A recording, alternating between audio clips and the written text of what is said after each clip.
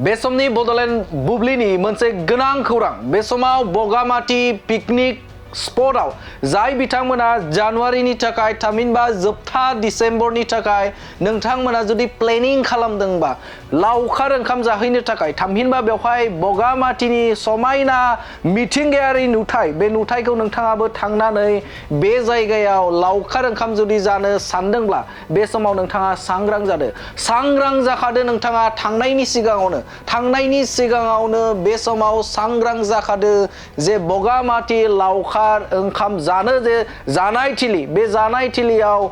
नोंथाङा थाङोब्ला नोंथाङा सांग्रां जादो गोनां बाथ्रा थामहिनबा बे समाव नोंथाङा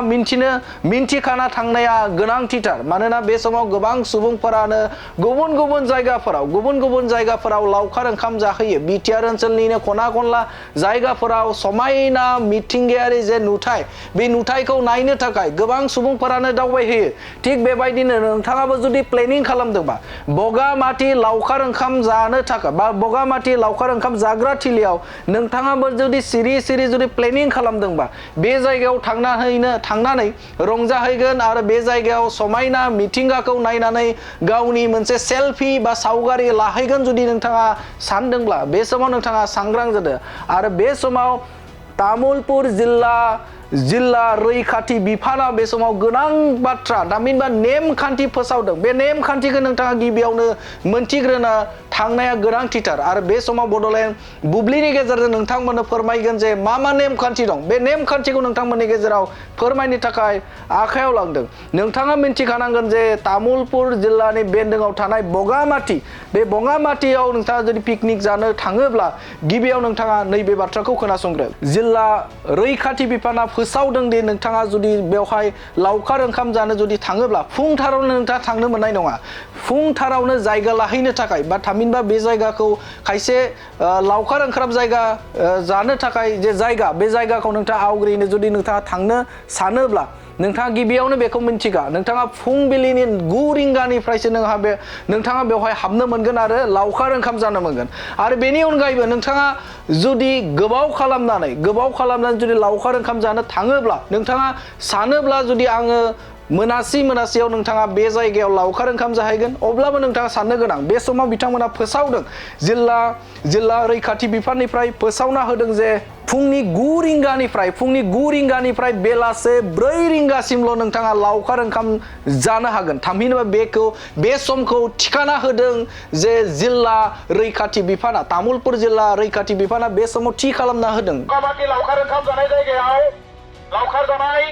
ओंखाम जानाय समा फुंनि 9 रिंगानिफ्राय मोनानि 4 रिंगासिम बेखायनो नोंथांमोना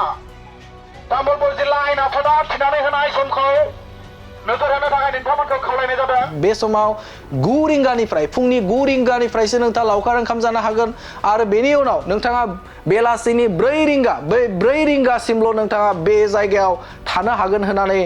रोखा नेमखान्थि दानानै होदों आरो बेनि अनगायैबो नोंथाङा मिन्थिथारनांगोन जे बे लावखार ओंखाम जाग्रा थिलियाव नोंथाङा प्लास्टिक बाहायनो मोननाय नङा बेनि सिङाव बा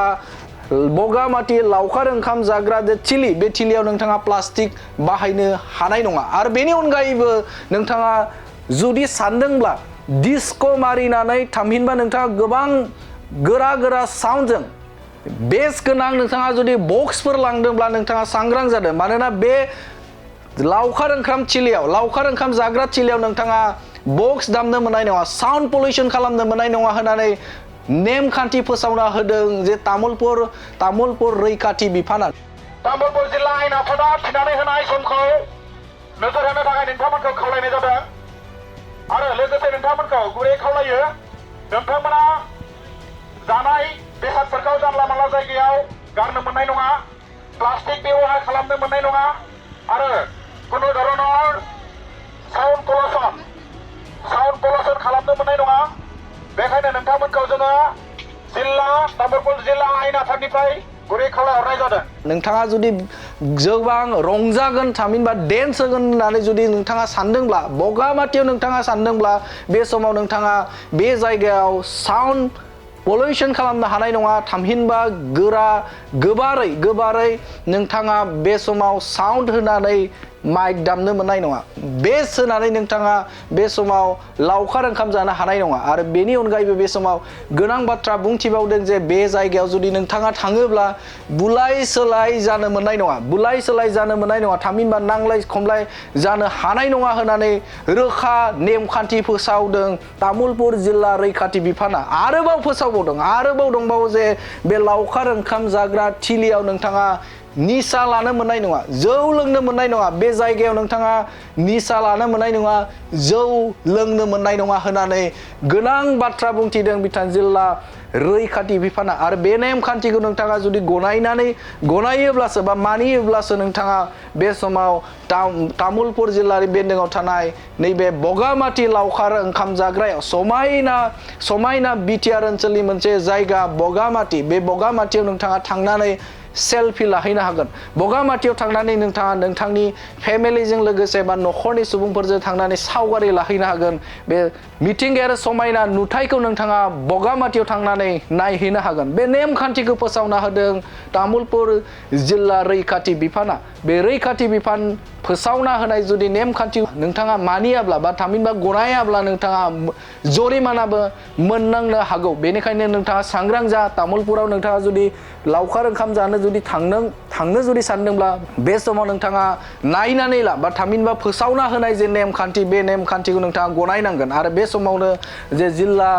रैखाथि बिफाननिफ्राय फोसावना होनाय खौरांखौ नोंथांमोननि गेजेराव होबाय जोंनि बगामाथि लावखार ओंखाम जानाय जायगायाव फैनाय बयनिसिमबो मोनसे फोसावनाय तामुलपुर जिल्ला आयेन आफादनिफ्राय मोनसे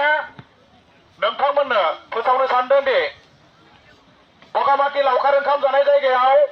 लावखार ओंखाम जानाय समा फुंनि 9 रिंगानिफ्राय मोनानि 4 रिंगासिम बेखायनो नोंथांमोना तामुलपुर जिल्ला आयेन आफादा थिनानै होनाय समखौ नोजोर होनो थाखाय नोंथांमोनखौ खावलायनाय जादों आरो लोगोसे नोंथांमोनखौ गुरै खावलायो नोंथांमोना जानाय बेसादफोरखौ जानला मानला जायगायाव गारनो मोननाय नङा प्लास्टिक बेबहार खालामनो मोननाय नङा आरो कुनु धरনৰ साउन्ड पलिउसन खालामनो मोननाय नङा बेखायनो नोंथांमोनखौ जोङो तामुलपुर जिल्ला आयेन आफादनिफ्राय गुरै खावलायहरनाय जादों गोसोआव लाखि तामुलपुर जिल्ला आयेन आफादनिफ्राय नोंथांमोननो जों फोसावनाय जादों लावखार ओंखाम जानाय जायगायाव लावखार ओंखाम जानाय समा मोनानि 4 रिंगासिम बेखायनो नोंथांमोनखौ टाइम लक्ष्य खालामनो थाखाय गुरै खावलायहरदों लोगोसे नोंथांमोना प्लास्टिक बेबहार खालामनो मोननाय नङा जौ लोंनो मोननाय नङा साउन्ड पलिउसन खालामनो मोननाय नङा नांलाय खमलाय खालामनो मोननाय नङा बेखौ नोंथांमोननिसिम तामुलपुर जिल्ला आयेन आफादनिफ्राय गोख्रोङै फोसावहरनाय थाबाय আমাৰ বগামাটি বনভোজস্থলীলৈ বনভোজ খাবলৈ অহা সকলো বনভোজকাৰীক আমি এটি তামুলপুৰ জিলা প্ৰশাসন বিভাগৰ পৰা এটি জাননী দিব বিচাৰিছোঁ যে বগামাটি বনভোজস্থলীত বনভোজ খোৱাৰ সময় ৰাতিপুৱা 9টা বজাৰ পৰা আবেলি 4টা বজালৈকে সেয়ে আপোনালোকক আবেলি 4টা বজাৰ লগে লগে বগামাটি বনভোজস্থলীখন খালী কৰি দিব লাগে অথবা বনভোজস্থলীৰ পৰা আপোনালোকে উভতি যোৱাৰ কাৰণে আমি অনুৰোধ জনাইছোঁ লগতে আপোনালোকক আমি তামুলপুৰ জিলা প্ৰশাসনৰ পৰা অনুৰোধ জনাব বিচাৰিছোঁ যে বগামাটি বনভোজস্থলীত প্লাষ্টিক ব্যৱহাৰ কৰিব নোৱাৰিব কোনো ধৰণৰ সাউণ্ড পলিউশ্যন অথবা সাউণ্ড ভাইব্ৰেশ্যন কৰিব নোৱাৰিব খুৰাপান খোৱাৰ পৰা আঁতৰি থাকিব লাগিব কোনো ধৰণৰ হাই কাজিয়া নকৰিব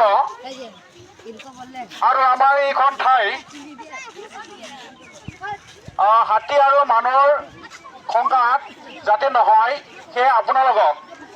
বিনম্ৰভাৱে আমি অনুৰোধ জনাইছোঁ আমাৰ বগামাটি বনভোজস্থলীলৈ আহি আপোনালোকে আমাৰ তামুলপুৰ জিলা প্ৰশাসন বিভাগৰ যিটো ৰুল দিয়া হৈছে সেইবোৰ ফলো কৰাৰ কাৰণে আমি আপোনালোকক বিনম্ৰভাৱে অনুৰোধ জনাইছোঁ। বগামাটি বনভোজস্থলীলৈ বনভোজ খাবলৈ অহা সকলো বনভোজকাৰীক আমি তামুলপুৰ জিলা প্ৰশাসন বিভাগৰ পৰা এটি নিৰ্দেশনা জনাব বিচাৰিছোঁ যে বনভোজস্থলীত বনভোজ খোৱা সময় আবেলি 4টা বজালৈকেহে। সেয়ে বনভোজ আমাৰ বগামাটি বনভোজস্থলীত আপোনালোকে আবেলি 4টা বজালৈকে খালী কৰি দিব লাগিব। ৰাতিপুৱা 9টা বজাৰ পৰা আবেলি 4টা বজালৈকে বনভোজ খোৱা সময়। সেয়ে আপোনালোকক আমি বিনম্ৰভাৱে অনুৰোধ জনাইছোঁ। লগতে আমাৰ তামুলপুৰ জিলা প্ৰশাসন বিভাগৰ পৰা আপোনালোকক এটি জাননী দিব বিচাৰিছোঁ যে বগামাটিত কোনো ধৰণৰ প্লাষ্টিক ব্যৱহাৰ কৰিব নালাগে বা আপোনালোকে ডাষ্টবিন ব্যৱহাৰ কৰিব লাগিব। আপোনালোকৰ বনভোজ কৰাৰ সময়ত অলাগতিয়াল সামগ্ৰীবোৰ আপোনালোকে য'তে ত'তে নেপেলাব। প্লাষ্টিক ব্যৱহাৰ কৰাৰ পৰা আঁতৰি থাকিব আৰু কোনো ধৰণৰ নিচাযুক্ত কৰাৰ পৰা আঁতৰি থাকিব লাগিব। লগতে কোনো ধৰণৰ চাউণ্ড পলিউশ্যন কৰিব নোৱাৰিব। সেয়া আপোনালোকক তামুলপুৰ জিলা প্ৰশাসন বিভাগৰ পৰা বিনম্ৰভাৱে আমি অনুৰোধ জনাইছোঁ। মনত ৰাখিব, আমাৰ বগামাটি বনভোজস্থলীলৈ বনভোজ খাবলৈ অহা সকলো পৰ্যটক বা বনভোজকাৰী আমি বিনম্ৰভাৱে অনুৰোধ জনাইছোঁ। আমাৰ তামুলপুৰ জিলা প্ৰশাসন বিভাগৰ পৰা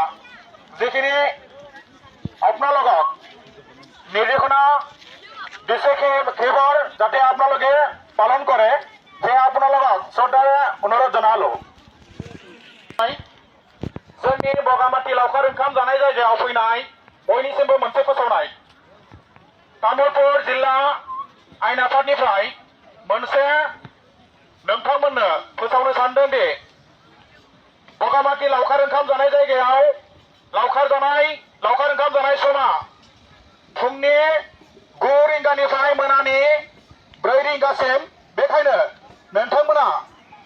तामुलपुर जिल्ला आयेन आफादा थिनानै होनाय समखौ नोजोर होनो थाखाय नोंथांमोनखौ खावलायनाय जादों आरो लोगोसे नोंथांमोनखौ गुरै खावलायो नोंथांमोना जानाय बेसादफोरखौ जानला मानला जायगायाव गारनो मोननाय नङा। प्लास्टिक व्यवहार खालामनो मोननाय नङा आरो কোনো ধৰণৰ साउन्ड पलिउसन खालामनो मोननाय नङा। बेखायनो नोंथांमोनखौ जोङो तामुलपुर जिल्ला आयेन आफादनिफ्राय गुरै खावलायहरनाय जादों। गोसोआव लाखि, तामुलपुर जिल्ला आयेन आफादनिफ्राय नोंथांमोननो जों फोसावनाय जादों लावखार ओंखाम जानाय जायगायाव लावखार ओंखाम जानाय समा मोनानि 4 रिंगासिम। बेखायनो नोंथांमोनखौ टाइम लक्ष्य खालामनो थाखाय गुरै खावलायहरदों। लोगोसे नोंथांमोना प्लास्टिक व्यवहार खालामनो मोननाय नङा, जौ लोंनो मोननाय नङा, साउन्ड पलिउसन खालामनो मोननाय नङा, नांलाय खमलाय खालामनो मोननाय नङा। बेखौ नोंथांमोननिसिम तामुलपुर जिल्ला आयेन आफादनिफ्राय गोख्रोङै फोसावहरनाय थाबाय। गोजोन्थों।